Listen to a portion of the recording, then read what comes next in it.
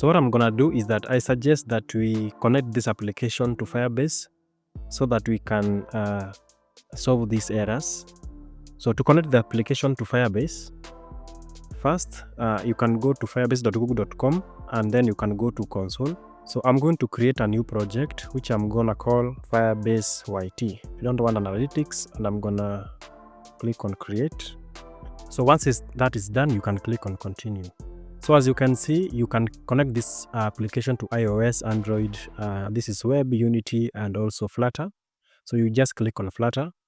So to connect your Flutter app to Firebase, you need to do some things, and I created a short note here to show you what you need to do. Personally, I have already installed Node.js and I have already run this command, and I have also activated Flutter CLI. So the command that I need to run is this one. So flutterfare configure -project to do Firebase YT. So I'm just going to copy this. I'm gonna go to my project and I'm going to go to the command prompt, and then I'm going to paste that here.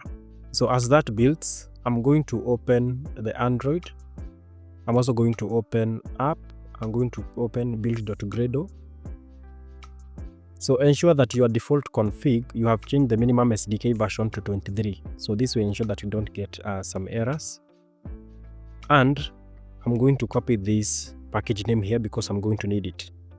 So I'm going to copy it and close that. So for this application, I can leave Android and iOS, and then I'm going to click on OK.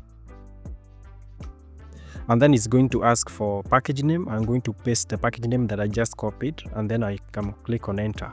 So once that is done, as you can see, our application is connected to Firebase.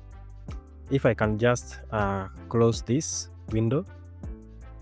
So here you can see we have the Google services.json file, and we have this Firebase options.dat.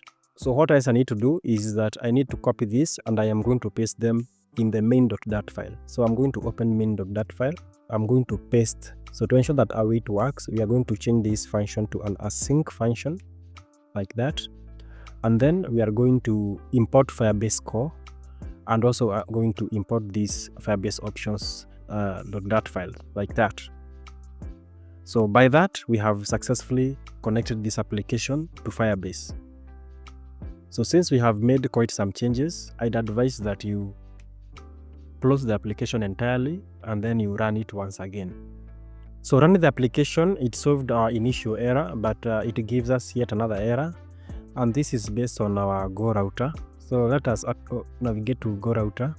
I made some mistakes. So here it should have been /signin, and this should have been /register, and this one should have been /signin again.